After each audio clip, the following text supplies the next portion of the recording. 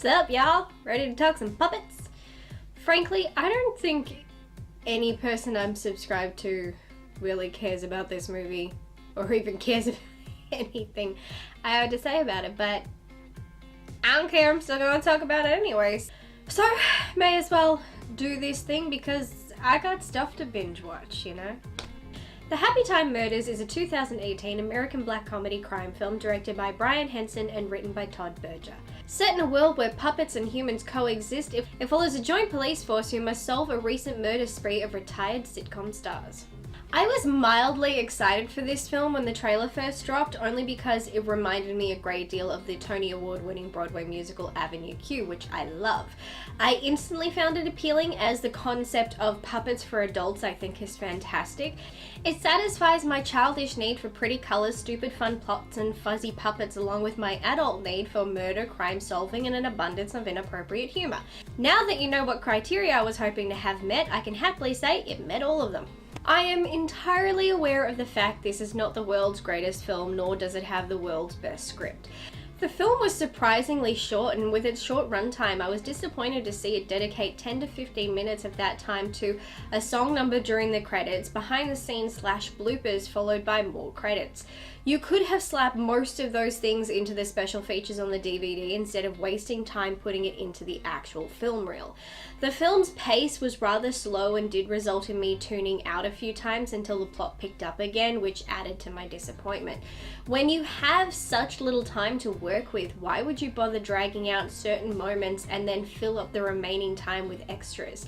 Seems about as bonkers as the film itself, if you ask me.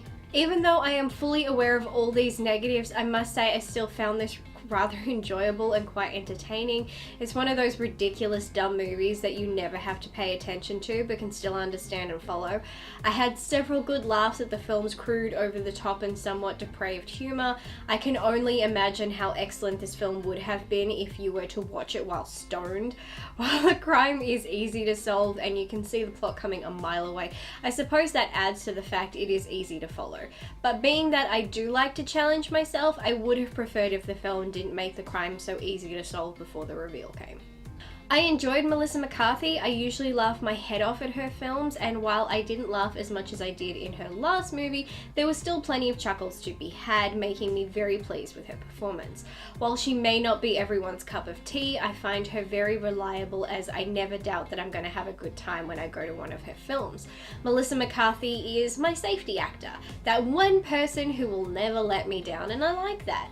While some actors are hit and miss for me, McCarthy remains reliable. Haven't tired of her yet, and I don't see that happening anytime soon. I enjoyed the character of Phil. I found him to be at times relatable even for a puppet, and while his character does have a few cliches given the nature of the film, I'm happy to let them pass.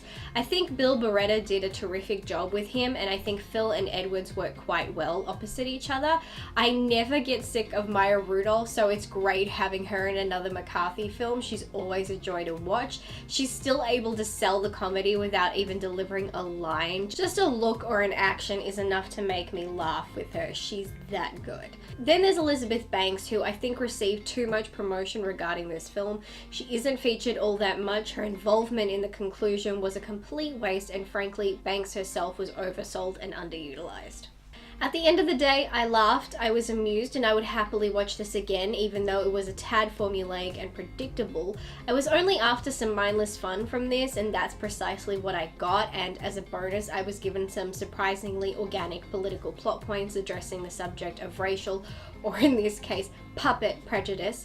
Not fantastic, but definitely something I would watch again. Nice to have something I don't have to think too hard about now and then. So, there you go. A film that a lot of people hated. I was just kind of about, don't hate it, don't love it. It's just a film I can watch at some point. So comment down below, share your thoughts on the film or not. That is entirely up to you. I respect you. I respect you so much. I think you're amazing. God, I go off on these tangents and then I'm somewhere out and I have no idea how to get back to where I was. Anyway, thank you so much for watching this, so stay tuned for whatever is to come next. So until next time, bye.